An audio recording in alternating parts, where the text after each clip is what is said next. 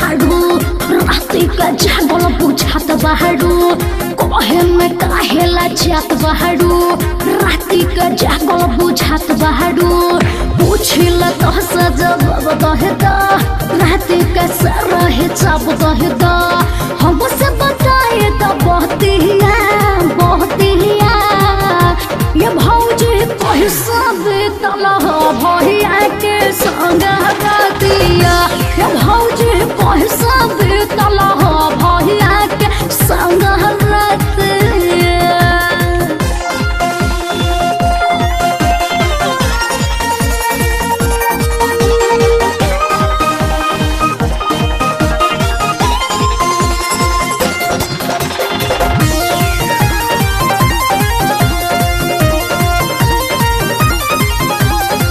भैया के छुअले होई है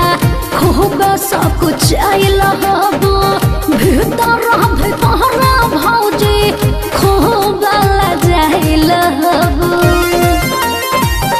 ये भौजी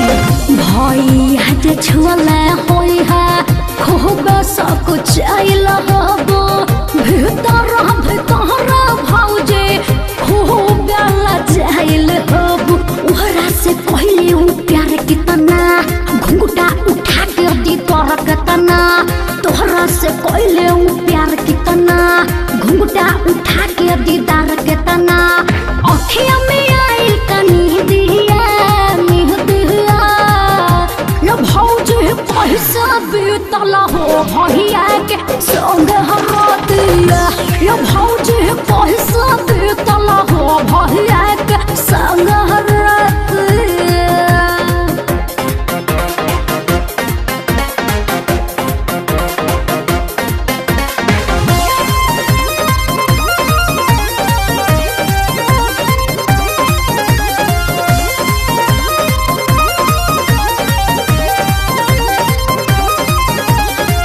धीरे धीरे बहा तो फिरो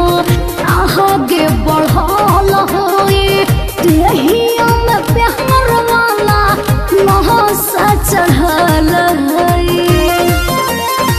बोलो भौजी धीरे धीरे बहा तो फिरो आगे बढ़ल होई देहिया में प्यार वाला नहसा चढ़ल होई आयल तो कौनो तूफान होई हिलल तो सारा मकान होई आयल तो कौनो तूफान होई हिलल तो सारा मकान होई खूब धड़कन होई छतिया छतिया ये भौजी पैसा बेतल भैया के संग हरतिया ये भौजी पैसे बेतल भैया के संग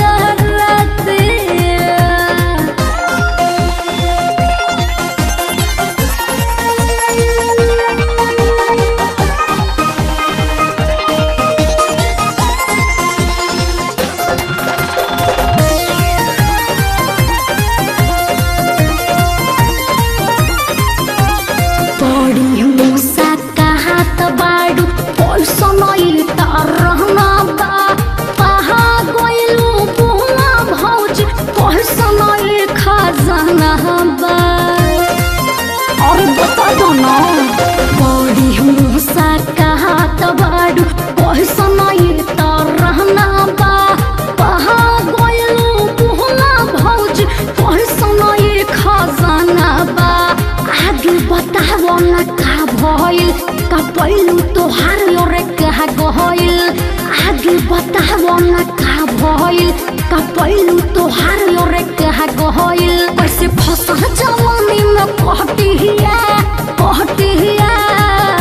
ये भौजी पैसा बेतल भैया के संग हरतिया ये भौजी पैसे बेतल भैया के संग हर